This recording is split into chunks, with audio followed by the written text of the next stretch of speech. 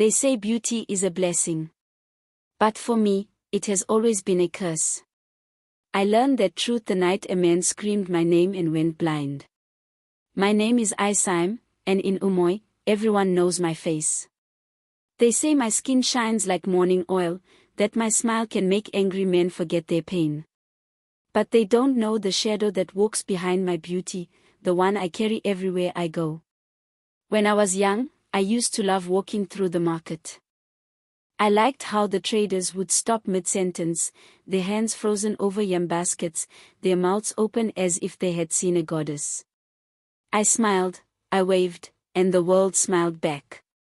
But sometimes, when the old woman looked at me, I saw fear in their eyes. This kind of beauty is dangerous, they would whisper.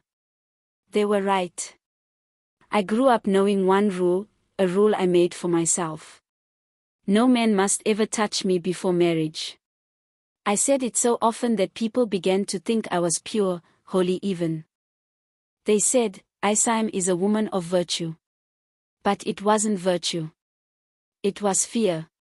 Because deep down, I knew something about myself that no one else knew. Something even I didn't fully understand. The first time I felt the fear, I was 16. A boy from the next compound tried to kiss me behind the palm trees. When his hand brushed against my waist, he fainted. I thought it was the sun. Now I know better. Years passed. Men came and went, all promising marriage, all eager to have me. But I never let them close. Until Emma came. Emma was different. His laughter was soft like rain on a zinc roof. His eyes kind, his voice warm. He didn't chase me like the others, he simply waited. Every day, he brought me little gifts, a wrapper, a bottle of palm wine, roasted fish. You are the light of my world, he told me, his hand never daring to touch mine. I wanted to believe him. I wanted to believe love could be stronger than fear. When he asked for my hand, I said yes. The whole village danced that day. Women are elated, men beat their drums, children ran around shouting, Isaim the beautiful is getting married. But my heart wasn't dancing. It was shaking. That night, after the songs faded and the candles died, I sat alone in the marriage room. The air was heavy. My new husband smiled at me, his voice a whisper, "Don't be afraid, my love. You are mine now." I wanted to run. I wanted to scream. But how could I explain a secret I didn't understand myself? So, I smiled instead, a broken, trembling smile. He reached for me, his hands gentle, his touch warm. My heart pounded like a drum. Then, it happened. The moment his eyes saw what lay between my thighs, he screamed. It was a sound that split the night in half, sharp, raw, full of terror. He fell to the floor, clutching his face. My eyes, he cried, his voice echoing through the room. I froze. Emma?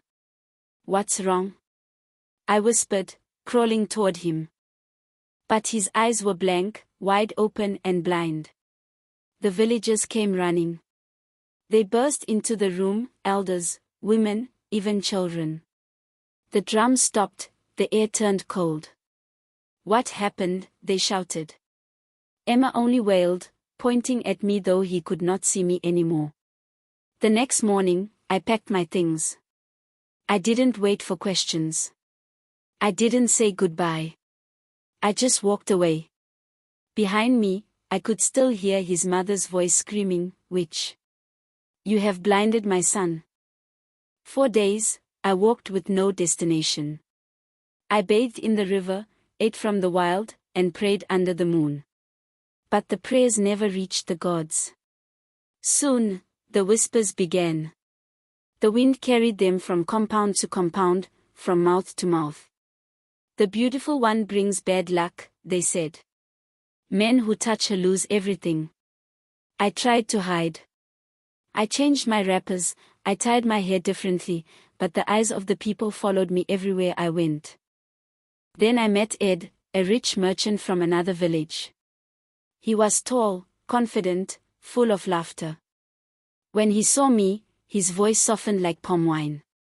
"You must be the one they call Isim," he said. "The one whose smile stops time." I wanted to warn him.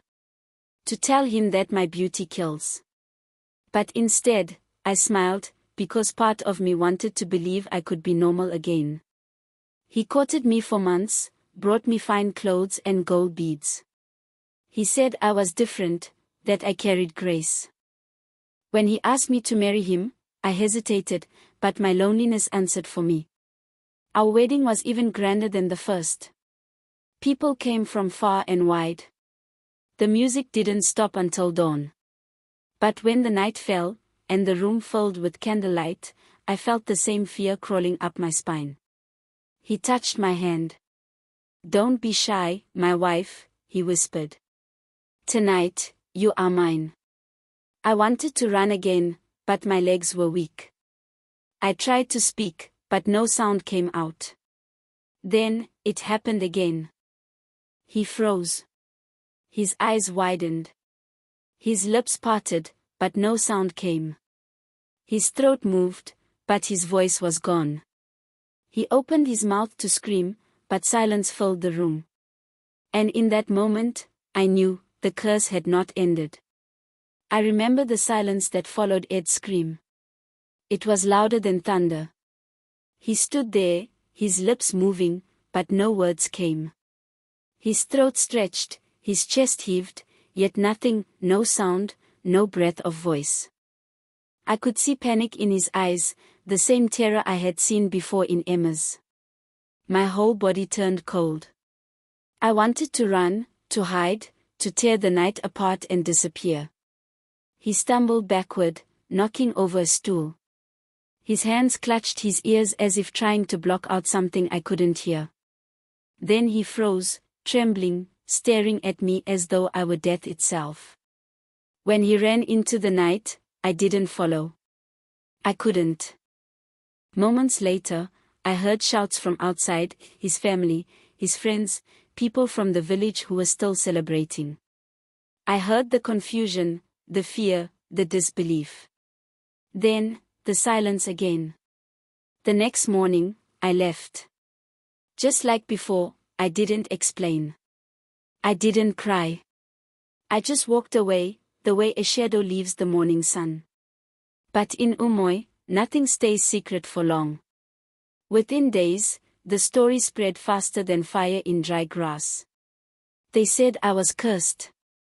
They said I had sold my soul to spirits who punished men through me. Others whispered that my beauty was not human at all, that it was given to me by dark gods, in exchange for destruction. No one said it to my face. But I felt it in the way they looked at me, the fear in their eyes, the trembling in their voices. The market women stopped greeting me. Children ran when I passed. And yet, one man still dared to smile. His name was Obina. The richest man in all of Umoy. He was tall, broad-shouldered, with skin dark as polished mahogany and eyes that glimmered with pride. Wherever he went, people bowed their heads. He had power, money, respect, everything a man could want. And yet, he wanted me. The first time he saw me, he didn't look away like the others. He smiled. "You must be the one they call the cursed beauty," he said, his voice deep, almost teasing. My lips parted, but I said nothing. "They say men lose their sight, their voice, their lives because of you." He leaned closer, his breath warm against my ear. "But I don't believe in curses." I should have turned away. I should have begged him to stay far from me. But there was something about him, confidence, arrogance, perhaps even madness, that pulled me in like a tide. Soon, gifts began to arrive at my door. Gold jewelry that shimmered like sunlight. Silks softer than clouds. Bags of rice, bottles of palm wine, servants bowing and calling me a madam. He built me a house, a mansion with white walls and shining floors. Everyone said it was the grandest house in Umoy. When he came to ask for my hand, the villagers gathered again.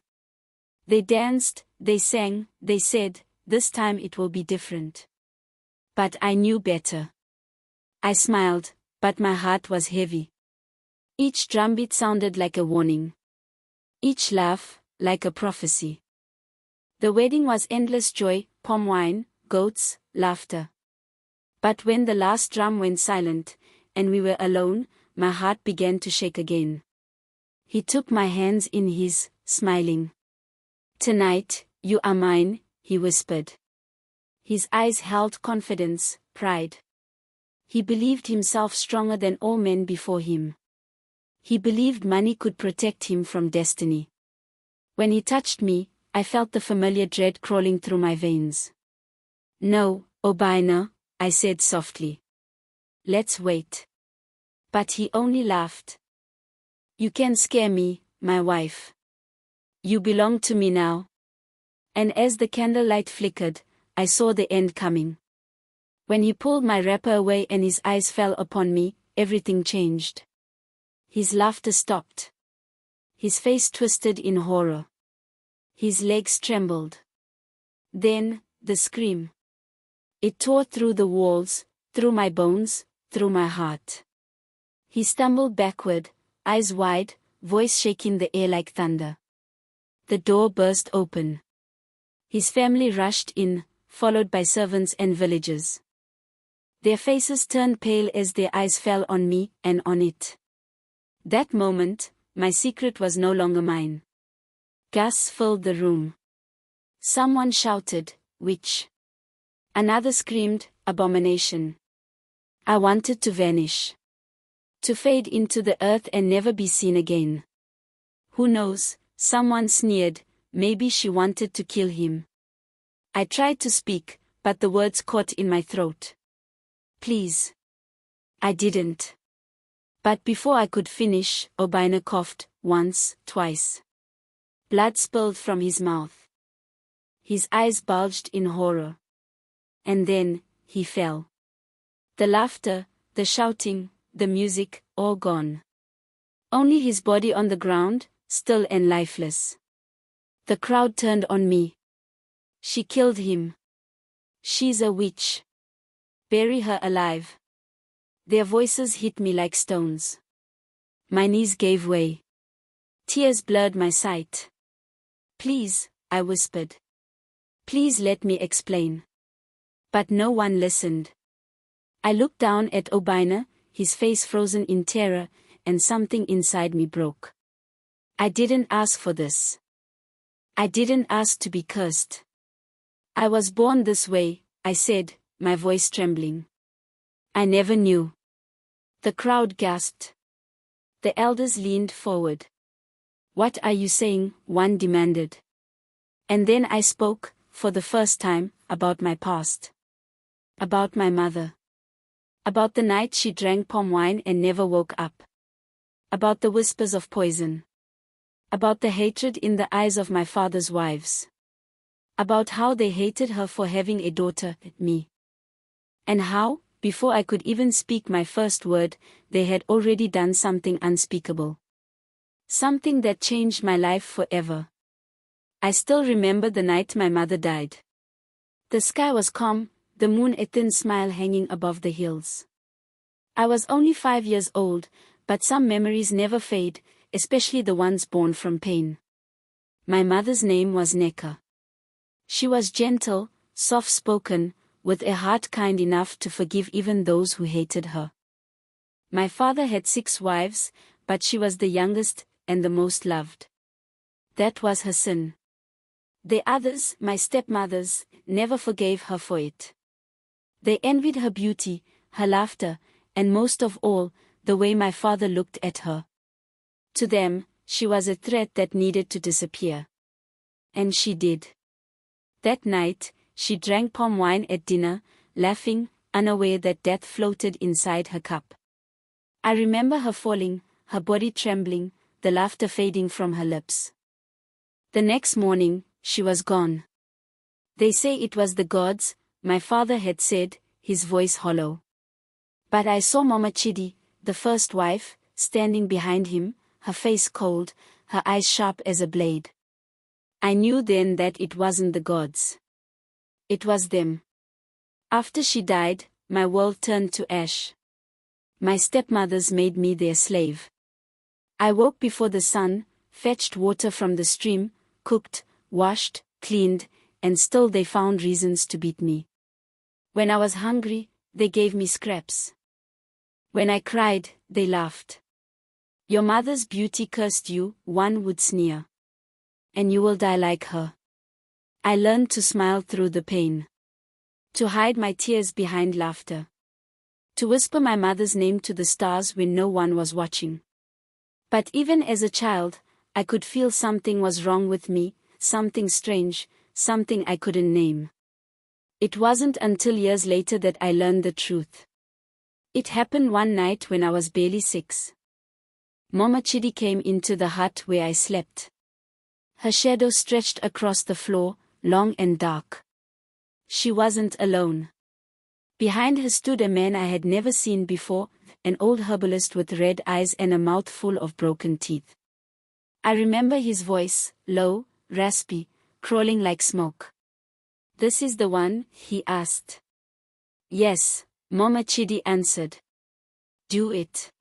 She must never bring pride to this family.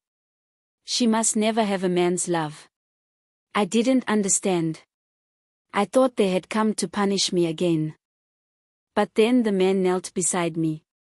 He smelled of burnt herbs and blood. His hand was cold as stone when he touched my skin. He muttered strange words in a tongue I didn't know. I tried to scream, but Mama Chidi's hand covered my mouth. "Be still, child," she whispered.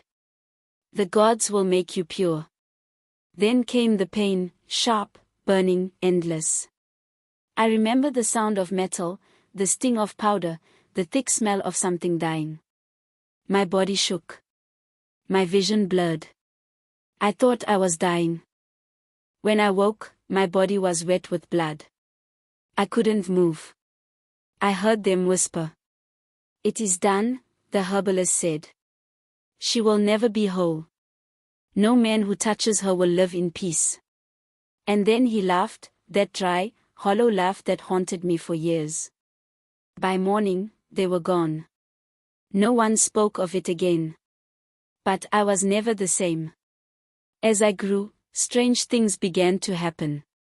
When I was 12, a boy tried to pull me into the bushes. He wanted to kiss me. He never got the chance. The moment his hand brushed my thigh, he screamed and fell to the ground, blood pouring from his nose. He lived, but his mind was never right again. From that day, I knew. Whatever they had done to me that night, whatever evil they had planted inside me, it had grown. So I made a vow, never to let a man touch me. Never to marry. Never to give this curse the chance to destroy anyone again. But love has a way of breaking even the strongest promises. When Emma came into my life, I believed maybe the curse had died with time. Maybe I could be normal again. I was wrong. He lost his sight. When Ed came, I hoped again. He lost his voice and hearing. And when Obina came, everything was exposed. The villagers stared at me as I told my story. Some gasped, others crossed themselves, as though my words were poison. But I kept speaking, because silence had ruined me long enough. "I didn't choose this," I said, tears sliding down my cheeks. "They made me this way. I was a child." The elders looked at one another, whispering. I could hear the doubt in their voices. "She lies," one said. "No child remembers such things." "Even if it's true," another spat, "the curse is real. She must be cleansed." Their words cut through me like knives. I dropped to my knees, begging, but they wouldn't listen. The women hissed. The men shouted. "Witch! Evil spirit! Take her to the forest, let the gods decide." They dragged me from the house, their hands rough, their eyes burning with hatred. My feet scraped the ground. My hair came undone. The whole village followed, torches in hand, shouting as though they were marching to war. When we reached the edge of the forest, the priest stepped forward. His face was painted white, his eyes cold. "She carries the mark of abomination," he said. "She must be offered to the spirits." They tied my hands and pushed me toward the darkness. As the villagers turned back, the flames of their torches fading behind me, I fell to my knees on the damp earth. The forest was silent, except for the sound of my own breath. For the first time, I was truly alone. And somewhere, in that heavy silence, I thought I heard a voice, soft, distant, familiar. "My daughter," it whispered. "Find the man with red eyes. He holds the truth." My heart stopped. My mother's voice. And I knew then, my curse wasn't the end of my story. It was the beginning. The forest waited for me like a beast holding its breath.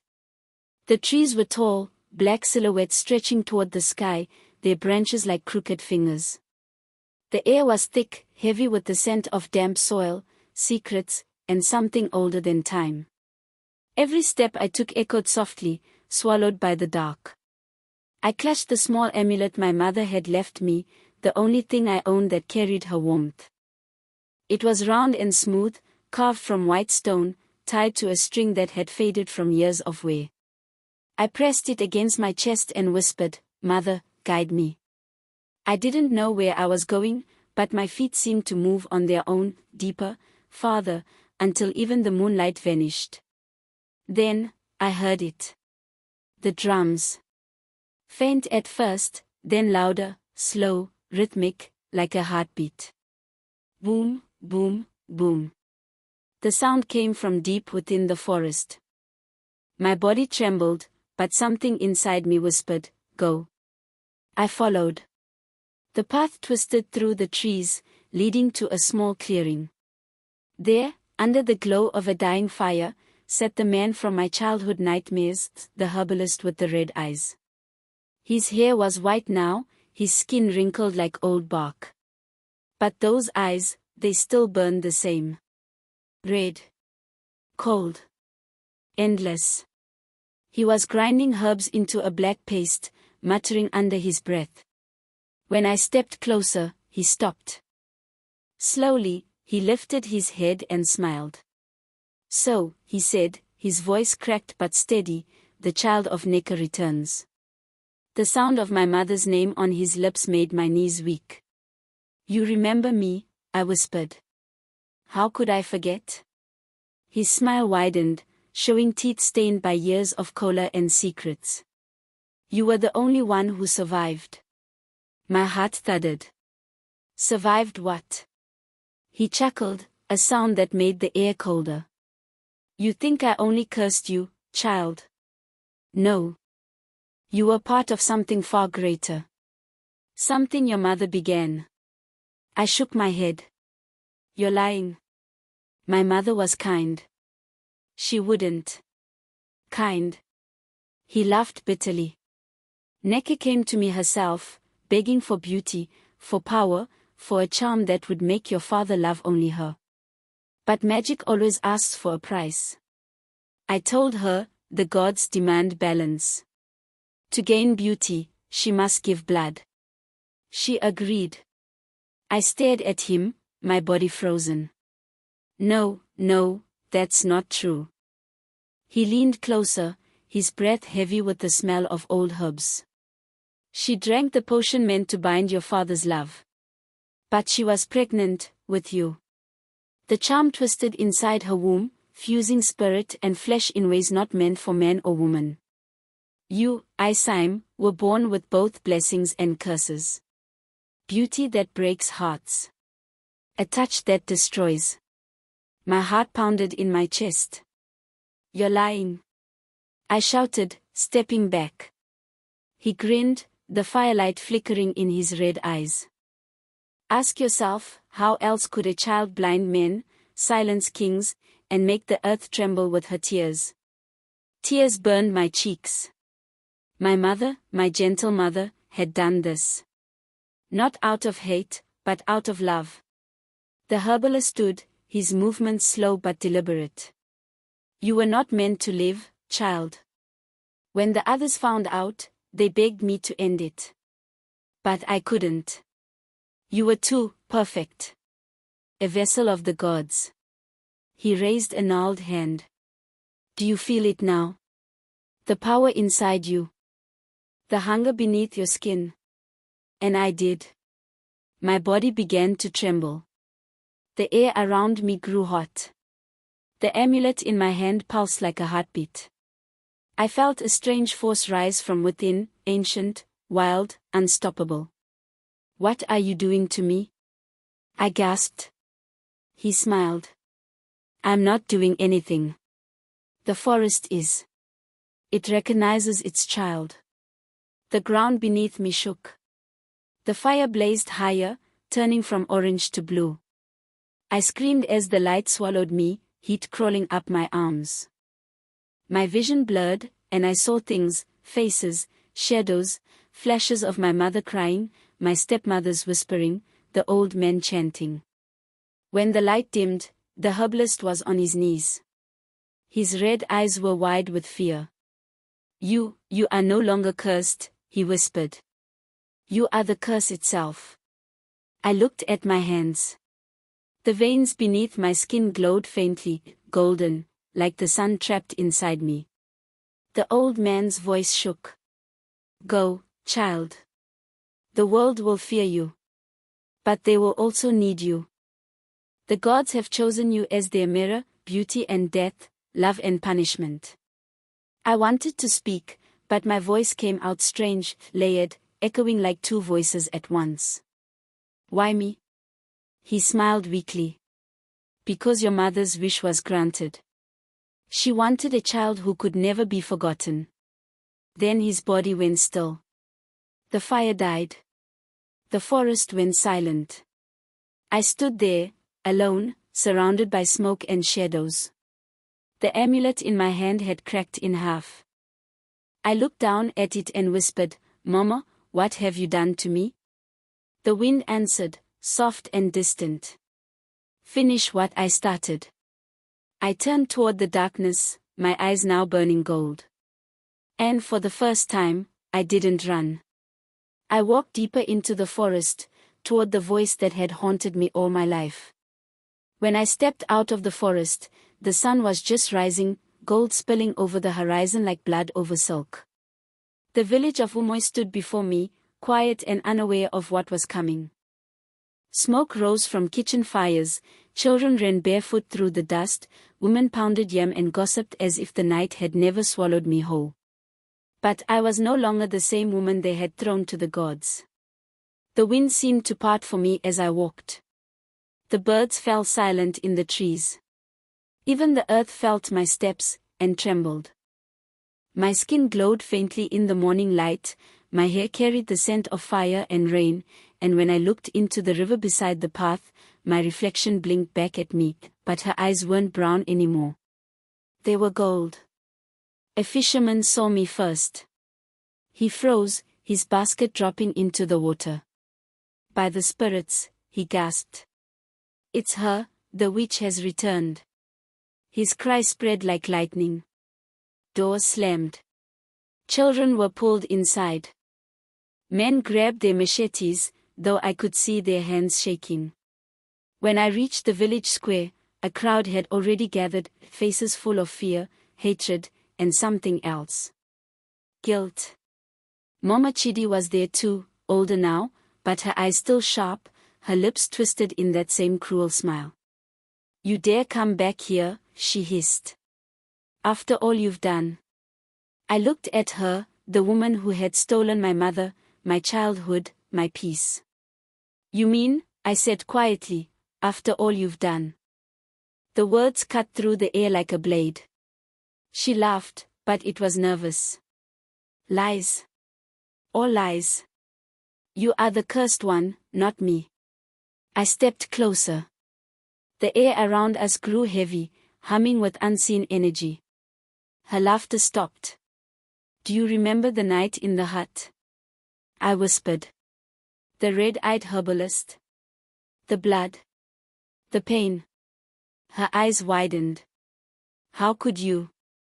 You thought I wouldn't remember. You thought your secret would die with my mother. I took another step, my voice trembling with rage. But the forest remembers everything. The villagers began to murmur. I could see it in their faces, confusion, doubt, the slow crumbling of the lies they had believed for years. Mama Chidi stumbled backward.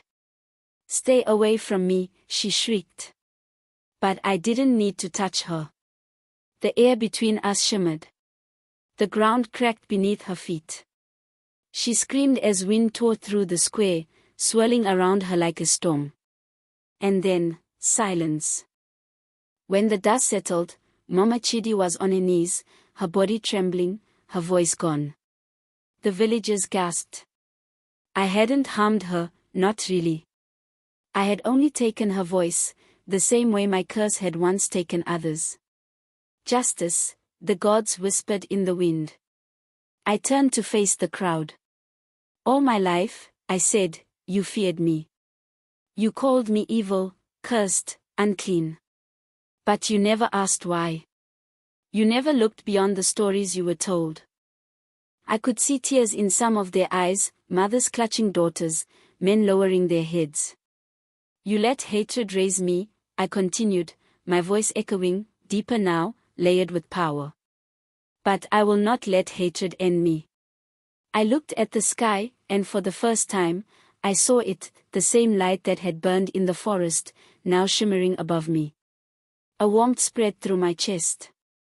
My mother's voice returned, soft as a lullaby. My child, the curse was never meant to destroy. It was meant to reveal. Tears filled my eyes. Reveal what? I whispered. That power without compassion is poison. But compassion without power is weakness. And in that moment, I understood. I turned back to the people who had once tried to kill me. You don't have to fear me anymore, I said. But you will remember me, not as a witch, not as a curse, but as the woman you wronged and the one who chose mercy over revenge.